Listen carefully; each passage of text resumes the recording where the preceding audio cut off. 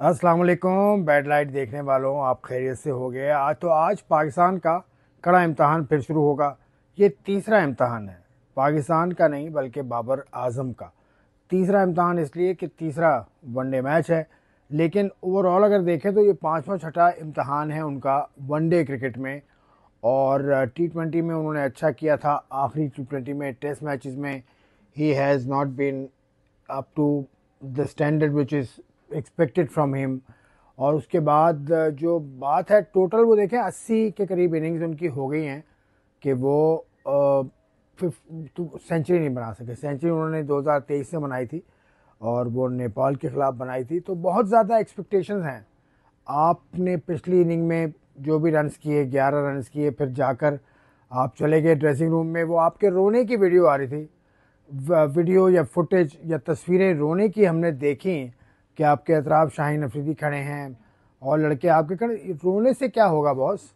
रोने से कुछ नहीं होगा। रोने से ज़्यादा मतलब क्या, अपने आप को हल्का करके आपको क्या मिलेगा? आपने सब कुछ करके देख लिया।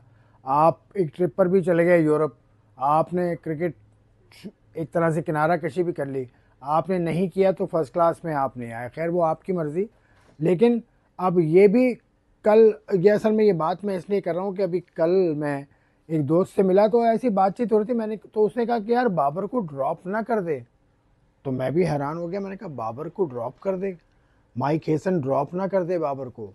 क्यों जिस तरह से चेंजेस कर रहा है, जल्दी जल्दी जिस तरह से तब्दीलियां कर रहा है। उसने अबरार को बिठा दिया, उसने हसन नवाज़ को पिछले मैच में बिठा दिया, इससे पहले मोहम्मद वसीम जूनियर को बिठा के रखा, उससे पहले फ़खर जमान को T20 से हटा दिया, साइम अयूब को रखा।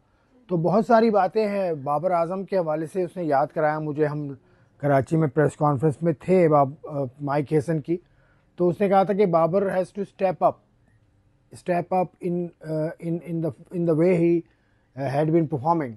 यानी स्ट्राइक रेट के हिसाब से उसको बेहतर होना होगा, थोड़ा सा उसको स्टेप अप करना होगा, क्योंकि उसका कंपटीशन है टॉप 3 में, ओपनिंग स्लॉट में। तो टॉप 3 में तो बाबर आ गया।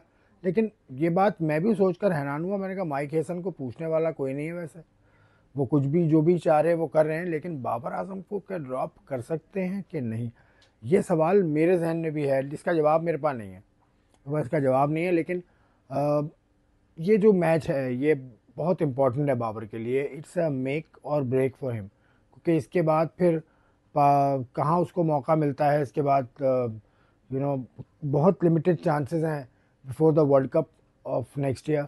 उससे पहले उसको बिग बैश जाना है। बिग बैश में इतना धूम मच रही है उसकी, लेकिन बिग बैश में वो क्या करता है वो तो it remains to be seen. लेकिन क्या बाबर को ड्रॉप किया जा सकता है? ये सवाल है मेरा आपसे। बाकी आप देखें इसका जवाब आपके हिसाब से क्या बनता है। I will see you once again.